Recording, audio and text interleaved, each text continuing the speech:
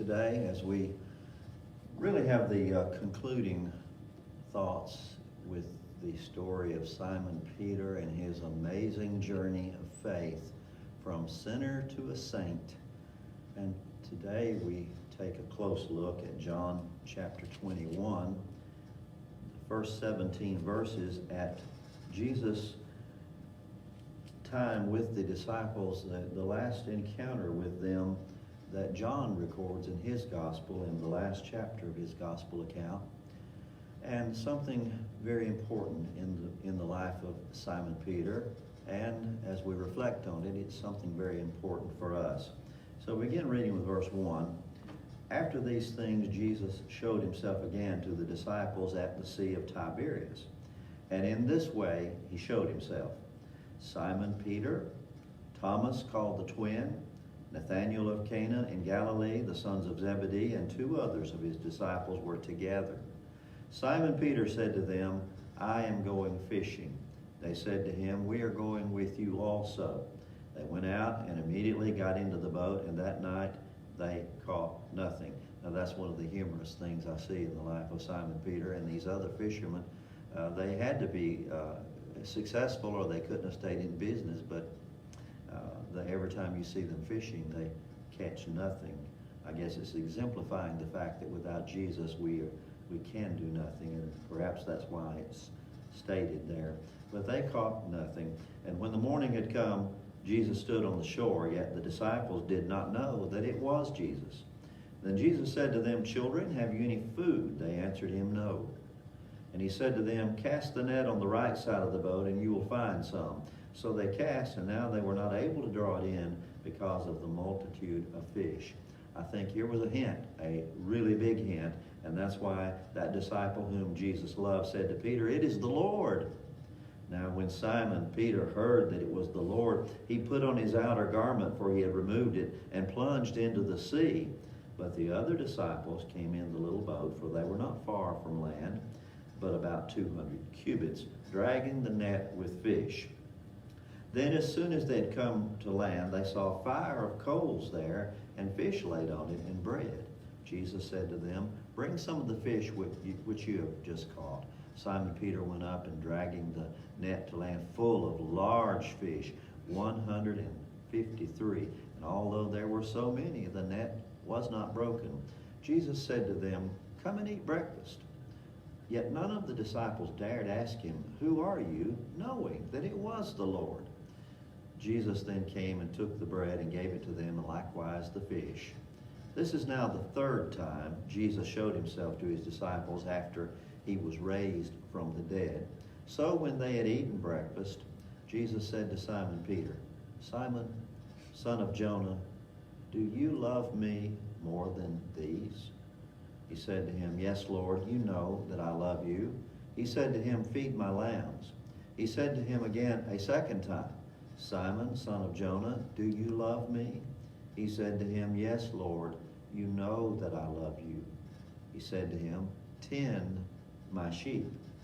He said to him the third time, Simon, son of Jonah, do you love me? Peter was grieved because he said to him the third time, do you love me? And he said to him, Lord, you know all things. You know that I love you. Jesus said to him, feed my sheep. What a wonderful story unfolds there, and marvelous lessons that are to be found in this. As Jesus said, do you love me more than these? He wasn't talking about the food, the fish, and the bread that he had prepared for the breakfast. He was referencing the other disciples, because Peter had always stepped forward ahead of them, even on this occasion. When he heard it is the Lord, John declared that. Well, Peter, hearing that, he puts his outer garment on and jumps into the sea and swims to land to be the first one to meet the Lord. Well, that was common of Simon Peter in Matthew chapter 16, as we already saw, when Jesus came into the region of Caesarea Philippi and asked his disciples, who do men say that I, the Son of Man, am? And they answered, Some say John the Baptist, some Elijah, and others Jeremiah or one of the prophets. But he said to them, but who do you say that I am? And it was Simon Peter who burst forth with the answer, you are the Christ, the Son of the living God. No hesitation with Simon Peter. Do you love me more than these? He seemed to show that by his superficial actions. And then in Matthew chapter 16, we saw verse 21 and continuing that Jesus began to show his disciples that he must go to Jerusalem and suffer many things from the elders and chief priests and scribes and be killed and raised again the third day. Remember, Peter rebuked him and said, far be it from you, Lord, this shall not happen to you. But remember, Jesus said to him, get behind me, Satan, for you are an offense to me, for you are not mindful of the things of God, but the things of men. And Simon Peter on this occasion seemed to be exhibiting some sort of a superficial love for the Lord, that he was saying, this will not happen to you. I'm not going to allow it. He was the one that uttered those words, not the other disciples. Perhaps he loved him more. Maybe in his mind he did. And in Matthew 26 and verse 33, when Jesus was telling these things, Peter answered and said, even if all are made to stumble because of you, I will never be made to stumble. And we looked at what he said in Luke 22, where he said to the Lord, Lord, I'm ready to go with you both to prison and to death. But then you remember, as Luke 22 continues, that Jesus said to him, Peter, the rooster shall not crow this day before you will deny 3 times that you know me. So there's where we left off in the story of Simon Peter, and now we take up with them eating breakfast and Jesus calling Simon Peter aside and saying to him, Simon, son of Jonah, do you love me more than these? In the English language, we don't have too many words that indicate love. I think maybe the word like and love, we use those interchangeably. I like ice cream. I could say I love ice cream. I can say I love my wife, but I don't love ice cream like I love her. I just like the ice cream in comparison. And so Jesus said, do you love me? It was the Greek word agape, which is an unconditional love. Jesus is asking him this, Simon, son of Jonah, do you unconditionally love me more than these? And so there are 4 types of love. There's the storge love, which is empathy for someone, that bond that we have. The philia, which is the friend love in the Greek. And then eros, which was romantic love, and then agape, which is that unconditional, that godly love, the love that God has for us and the love that we are to have for God. And so Simon was being asked, do you love me unconditionally more than these? And his answer was, yes, Lord, you know that I love you. And the word in the Greek that he uses is the word phileo, which is the love of a friend. He says, I love you dearly, like a friend would be the meaning of that word. And Jesus said to him, feed my lambs. Interesting that later he would say sheep, but here, feed my lambs. The lambs would be the most vulnerable and the weakest of the flock. And he said, I want you to take care of them. Romans 15:1, now we who are strong ought to bear the weaknesses of the weak and not to please ourselves. He's telling him, well, if you do love me, if you do care for me, then you're going to care for these, the weakest of the flock. Philippians chapter 2 and verse 4, let each of you look out not only for his own interest, but also for the interest of others. That's what he was indicating to Simon Peter. Hebrews 12 and 13, and make straight paths for your feet, so that that which is lame may not be dislocated, but rather be healed. Interesting thing about sheep, they have poor eyesight. They're followers, but they will tend to follow the one just in front of them. And so make straight paths for your feet. He said to him again a second time, Simon, son of Jonah, do you love me? And there was that agape love that he he asked for him to have. Do you love me with that unconditional love? But then Peter responds, yes, Lord, you know that I love you. And there's that love of a friend, that second response. Now notice there's 2 times he's allowed to confess his love for the Lord. Here's the second time, Lord, you know that I dearly love you like a friend. And so he said to him, well, if you do, I'm paraphrasing, then tend to my sheep. As sheep follow one another, we're to be an example to the believers, Paul said, in word, in conduct, in love, in spirit, in faith, in purity. If we love the Lord, then we are going to tend to his sheep by being the right example in the things that we say, in the way that we act, in the love that we demonstrate, in the spirit that we have, in our faith, and certainly in our purity. 1 Timothy 4 and verse 12.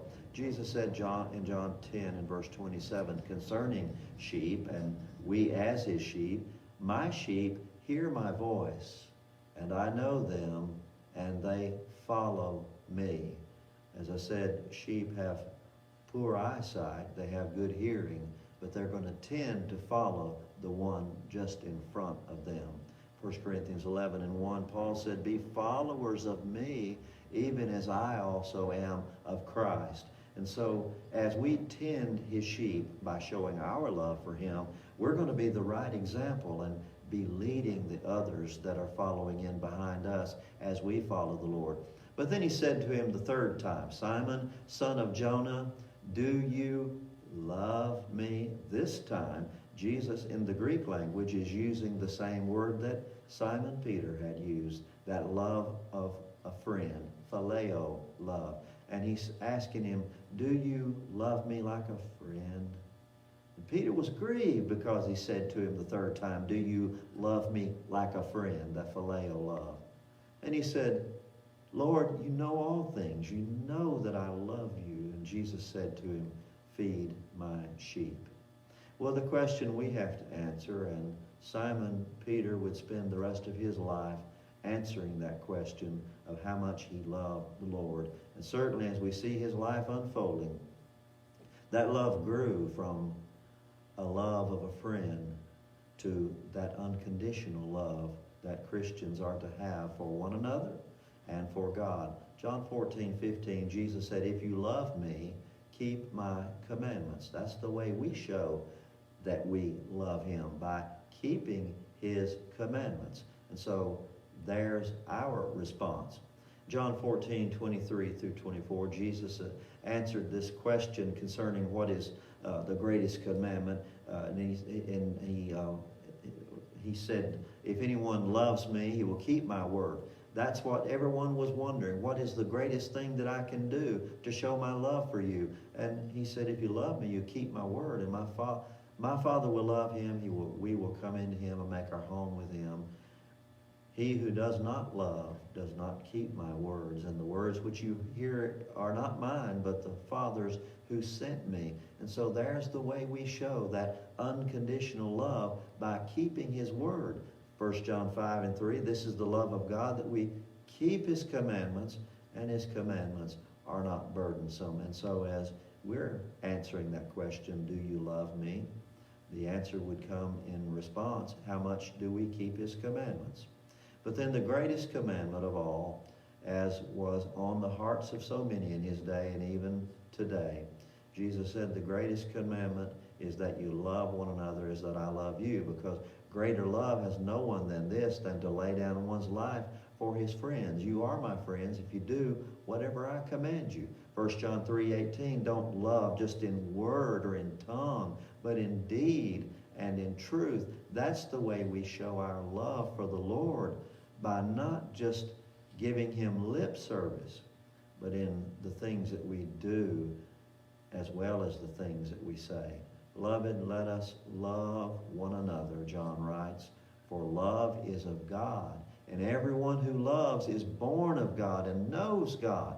He who does not love does not know God, for God is love. 1 John 4:7 and 8.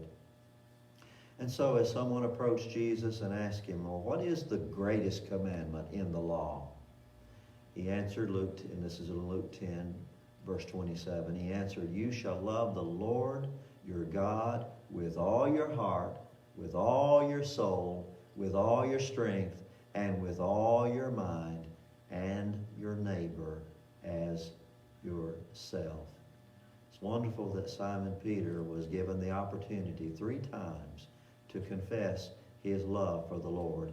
And though his love by his own words was not as strong as it should have been, it hearkened back to what Jesus had said to him, Satan has desired to have you, that he may sift you as the wheat. But I have prayed for you that your faith does not fail. And when you return to me, strengthen your brothers.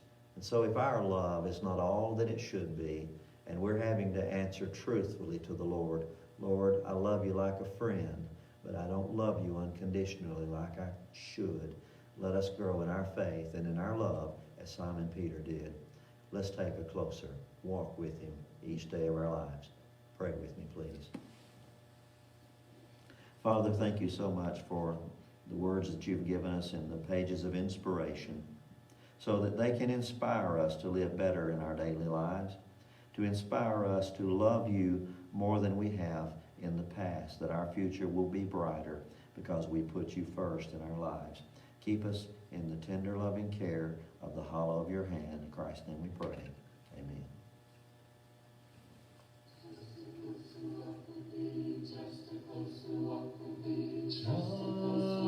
Just a closer walk with thee. Grant it, Jesus, if you please. Daily walking close to thee.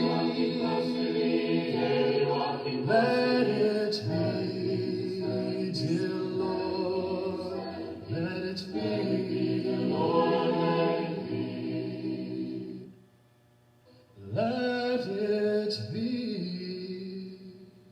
my dear